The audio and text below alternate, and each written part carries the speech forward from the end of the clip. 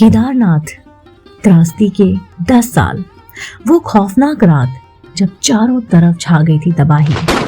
16 जून 2013 यानी कि ठीक 10 साल पहले उत्तराखंड में बादल फटने से आई विनाशकारी बाढ़ ने कई शहरों और गांवों को तबाह कर दिया था।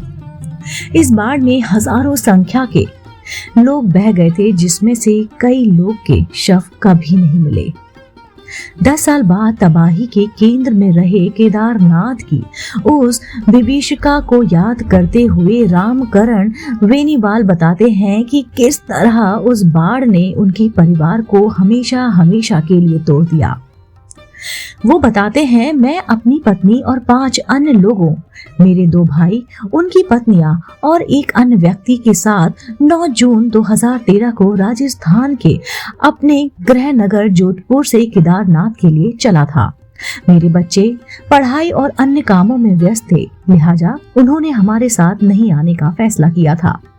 मेरी पत्नी छोटा देवी और मैं उस अभिषिका के दिन से पहले तक 3 मुख्य धाम बद्रीनाथ, यमुनोत्री और गंगोत्री जा चुके थे। तब केवल केदारनाथ ही जाना बचा था। 16 जून को हम केदारनाथ के पवित्र मंदिर पहुंचे।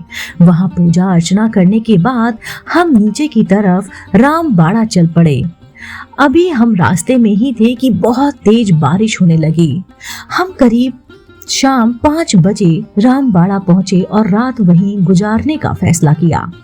रात को हम अलकनंदा नदी के किनारे पर बैठकर राम नाम का जप कर रहे थे कि अचानक मुझे नदी और पास की चट्टानों से बहुत तेज आवाज सुनाई पड़ी। नदी के साथ बहुत बड़े बड़े पत्थर लुढ़कते हुए नीचे आ रहे थे और वो इतनी उग्र हो चुकी थी कि उनसे अपनी चपेट में इंसानों को ले लिया था। मेरी पत्नी और एक भाभी भी उसमें बह गई। फिर नदी मेरे एक भाई को भी बहा ले गई। मेरी बाकी रिश्तेदार भी कहीं ना कहीं दिख रहे थे।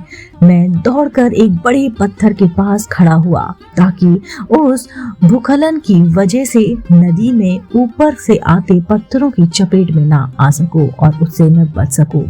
मैंने देखा जिन पहाड़ों पर पेड़ थे वो उतनी आसानी से नहीं दरक रहे थे जितने कि वो पहाड़ जिन पर कुछ नहीं था या केवल पत्थर मौजूद थे। मैं तेजी से दौड़कर उन पेड़ों वाली एक पहाड़ी के एक पेड़ पर चढ़कर उनकी शाखाओं से लिपट गया। मेरी आंखों के सामने कुछ ही दूरी पर पूरा का पूरा पहाड़ नदी में समा गया था। यह देखकर मेरा दिमाग सुन्न पड़ गया। जो सब देखा वो मेरा दिमाग प्रोसेस ही नहीं कर पा रहा था। वहां जम जाने वाली ठंड थी और मेरे कपड़े बिल्कुल गीले हो चुके थे। मेरे आसपास कुछ और लोग भी पेड़ों से चिपके हुए थे, लेकिन कोई एक शब्द नहीं बोल रहा था। उसी समय सभी उदास और निराश थे। पेड़ पर चढ़ने के दौरान मेरा कंधा उखड़ गया था, लेकिन किसी तरह मैंने उसे ठीक किया। आज भी मेरे कंधे में बहुत दर्द होता है। वो प्राकृतिक आपदा थी जो भगवान की मर्जी से हुई थी। मैं उसे एक ट्रेन यात्रा की तरह याद करता हूँ, जहाँ सफर के दौरान सभी यात्री आपस में बातें कर रहे हैं पर अपना स्टेशन आने पर उतर जाते हैं। शायद केदारनाथ मेरी पत्नी का वो आखिरी स्टेशन था। अब मैं अपना समय ध्यान, योग और भगवान का नाम लेकर गुजारता हूँ ताकि वो घटना मेरा ध्यान ना खींचे।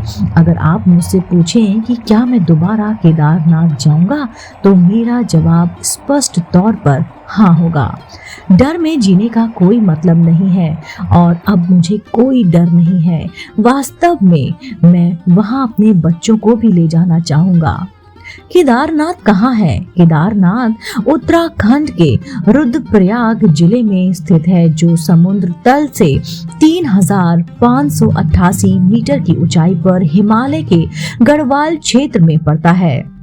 केदारनाथ को हिंदुओं के पवित्र 4 धामों में से एक माना जाता है। हिंदू धार्मिक ग्रंथों में जिस 12 ज्योतिर्लिंगों का उल्लेखन है, केदारनाथ उसमें सबसे ऊंचाई पर स्थित ज्योतिर्लिंग है। केदारनाथ मंदिर के पास ही मंदाकिनी नदी बहती है। गर्मियों में यहाँ बड़ी संख्या में तीर्थ यात्री और पर्यटन आते हैं। यह मंदिर करीब 1000 साल पुराना बताया जाता है। है, जिसे चतुर्भुज आधार पर पत्थर की बड़ी बड़ी पट्टियों से बनाया गया है। इसमें गर्भगृह की ओर ले जाती सीढ़ियों पर पाली भाषा में शिलालेख देखने को मिलते हैं। यह मंदिर गर्मियों के दौरान करीब 6 महीने के लिए खुला रहता है। सर्दियों में इसे बंद कर दिया जाता है। सर्दियों में यहाँ भारी बर्फबारी होती है, जिससे ये बर्फ की एक मोटी परत से ढक जाता है। मान्यता है कि देश भर में अद्वैत वेदांत के प्रति जागरूकता फैलाने वाले हिंदुओं के प्रसिद्ध संत आदि शंकराचार्य ने चारों धामों की स्थापना के उपरांत 32 वर्ष की आयु में इसी स्थान पर समाधि ले ली थी। उत्तराखंड में स्थित गंगोत्री, यमुनोत्री, केदारनाथ और बद्रीनाथ की यात्रा को 4 धाम यात्रा के नाम से जाना जाता है। हिंदुओं में धार्मिक तीर्थ यात्रा के रूप में इसकी बहुत मान्यता है।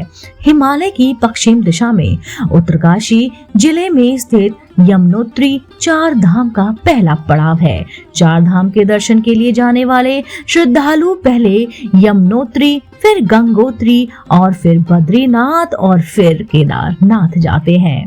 दोस्तों, उम्मीद करती हूँ आपको केदारनाथ त्रासदी के 10 साल की कहानी जरूर पसंद आई होगी। भगवान सबका भला करे, आपका, मेरा और जो ये वीडियो देख रहे हैं उन सभी का।